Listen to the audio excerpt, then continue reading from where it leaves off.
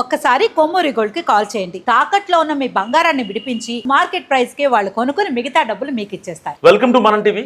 ప్రభుత్వంలో లోపాలంటూ ఒక రోజున మెసేజ్ పెడతారు, ప్రతిపక్షానికి కనువిప్పు కావాలంటూ మరొక రోజున ఎక్స్ లో రియాక్ట్ అవుతారు. ఇంతకీ ఆ టీడీపీ ఎమ్మెల్యే మనసులో ఏమనుకుంటున్నారు?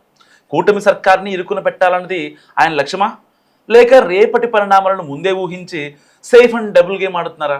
ఎవరా ఎమ్మెల్యే, ఏంటా 360 డిగ్రీస్ ట్విస్ట్ ఎపిసోడ్?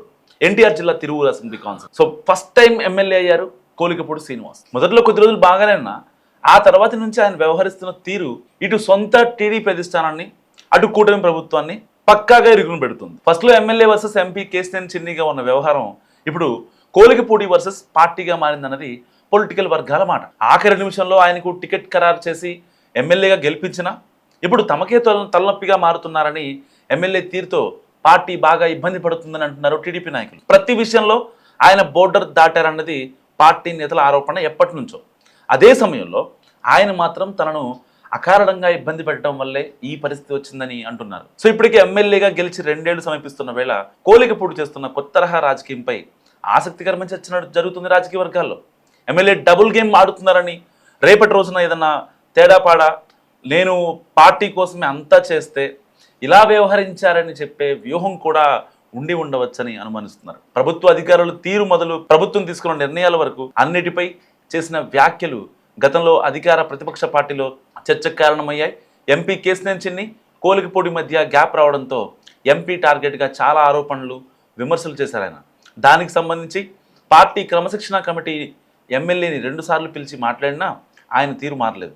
ఇటీవలైతే అసలు నేరుగా కులం ప్రస్తావన తీసుకువచ్చి చేసిన వ్యాఖ్యలు పార్టీలో దుమారానికి కారణమయ్యాయి. నన్ను అవమానిస్తే భరిస్తాను, నా జాతిని అవమానిస్తే తెగిస్తానంటూ ఎమ్మెల్యే వ్యాఖ్యలపై టీడీపీలో కూడా అంతర్గతంగా తీవ్ర చర్చ జరిగింది.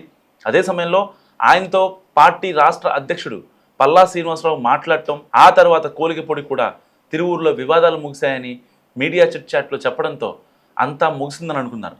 కానీ ఆ తర్వాత కూడా ఆయన తీరు మారకపోగా తిరిగి కొత్త రకంగా చేస్తున్న ట్వీట్స్పై ఇప్పుడు పొలిటికల్ చర్చ జరుగుతోంది. తిరువూరులో ఇక వివాదాలన్నీ ముగిసిపోయాయని, తాను రాజకీయాల కోసం కులం కార్డు వాడే మనిషిని కాదని చెప్పిన నాయకుడు ఇప్పుడు ఎక్స్లో ఇలా మెసేజ్లు పెడుతున్నారేంటా అంటూ క్వశ్చన్ మార్క్ ఫేస్లు పెడుతున్నారు చాలామంది. అంతా సర్దుకుందని భావిస్తున్న వేళ నియోజకవర్గంలో కుల సంఘాల ఆధ్వర్యంలో కోలికపూడికి మద్దతుగా ప్రెస్ మీట్స్ పెట్టారు. వాటికి పార్టీ తరపు నుంచి దేవదత్ కూడా కౌంటర్ ఇచ్చారు. ఇక ఎమ్మెల్యే ట్వీట్స్ విషయానికి వస్తే ఒక రోజున ప్రభుత్వానికి అనుకూలంగా, అంటే రాష్ట్ర ప్రభుత్వ బడ్జెట్ అన్ని వర్గాలకు న్యాయం చేసేలా ఉందని, దానిపై ఎవరైనా ఏ పార్టీ నుంచైనా బహిరంగ చర్చకు నేను సిద్ధమని సవాల్ చేస్తూ ట్వీట్ పెట్టారు ఆయన. ఆ తర్వాత నియోజకవర్గం పేకాట శిబిరాలకు కేంద్రంగా మారిందని ఒక పోస్ట్ పెట్టారు. తిరువూరు కాన్స్టిట్యున్సీలో మద్యం వ్యాపారులు సిండికేట్గా మారి బెల్ట్ షాపులను ప్రోత్సహిస్తున్నారని, అధిక ధరలకు అమ్ముతున్నారంటూ ఇరుకును పెట్టేలా పోస్ట్ పెట్టారు ఎమ్మెల్యే. సో ఆ తర్వాత మళ్ళీ జగన్ అసెంబ్లీకి వచ్చి అమరావతికి మద్దతు ప్రకటించాలంటూ ప్రతిపక్ష పార్టీపై ట్వీట్ చేశారు. ఇలా ఒకరోజు ప్రభుత్వానికి అనుకూలంగా వెంటనే ప్రతిపక్షం మీద ట్వీట్స్ చేయడం, దీని ద్వారా అధికార పార్టీని ఇరుకును పెట్టే ప్రయత్నం చేస్తున్నారన్న అంచనాలు పెరుగుతున్నాయి.